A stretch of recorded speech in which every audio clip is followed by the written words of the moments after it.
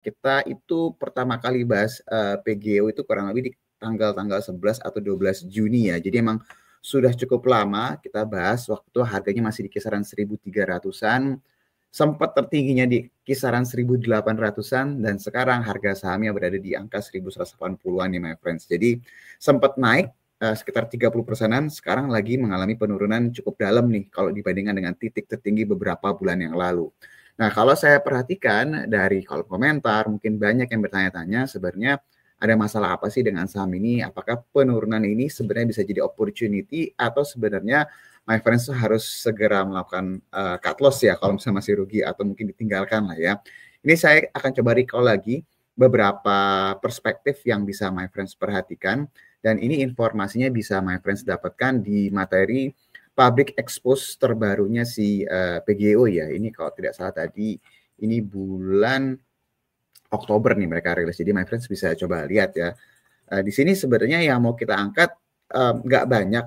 Maksudnya beberapa perspektif itu adalah yang pernah kita bahas di waktu-waktu awal kita bahas tentang si PGO ini. Jadi buat my friends yang nggak tahu PGO itu apa, mereka fokusnya di panas bumi, di mana untuk bisa masuk ke bisnis ini itu nggak banyak yang bisa melakukan hal ini my friends. Dan kalau misalnya dicek, tidak semua negara punya opportunity untuk mengembangkan panas buminya, karena hanya negara-negara tertentu yang memang memiliki sumber daya alam tersebut yang bisa melakukan pengembangan dari sisi energi panas bumi ini. Nah, yang kalau misalnya my friends perhatikan di sini dari si PGO yang pertama kali pada saat itu kita bahas adalah PGO ini satu secara neracanya tergolong sangat sehat sekali, dia rajin bagiin dividen juga, jadi ini cocok nih buat my friends yang mungkin senang dengan emiten yang suka memberikan dividen.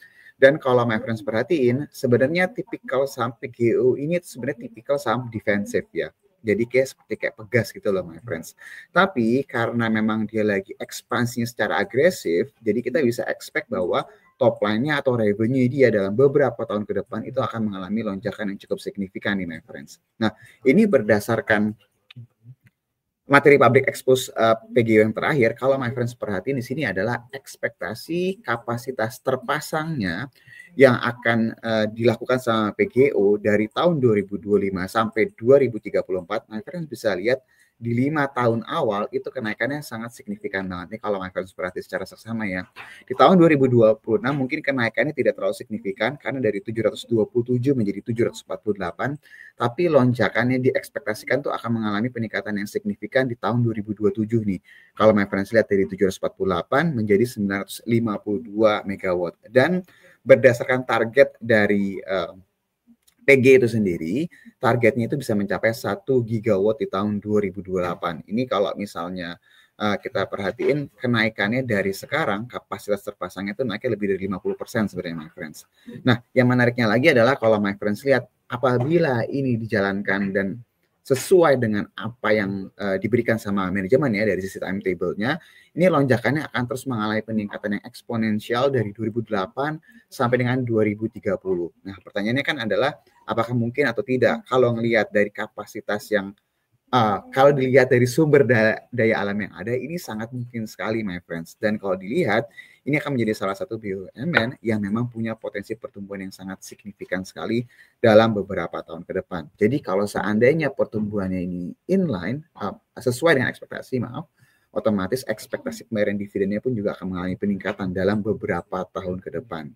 Jadi kalau misalnya di sini ada nggak proyek-proyek yang memang sedang lagi dikerjakan sama emiten? Kalau my friend turunin slide-nya, di slide berikutnya ini udah ada timetable-nya nih my friend. Jadi ekspektasi mulai beroperasinya itu kapan aja.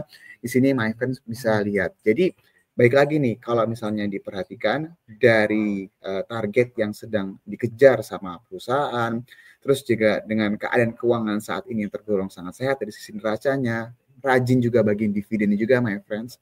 Lihat dari keadaan sekarang ini, seharusnya untuk yang memang menggunakan pendekatan secara fundamental, seharusnya penurunan saat ini bukan suatu hal yang harus dikhawatirkan ya, tapi bisa menjadi opportunity buat my friends untuk tambah posisi lagi kalau memang suka dengan tipikal saham seperti ini. Jadi Baik lagi, kalau misalnya my friends nanya, apakah semuanya ini masih on track dari tesis yang pernah kita bahas beberapa bulan yang lalu? Jawabannya iya. Dan saat ini justru malah dikasih harga yang lebih rendah dibandingkan waktu kita memberikan pembahasannya. Baik lagi nih, tapi kalau seandainya my friends tipikalnya jangka waktunya itu lebih pendek, senang digabungkan dengan teknikal, nanti mungkin ceritanya sama Iwan ya, secara teknikalnya seperti apa. Itu untuk PGO. Nah,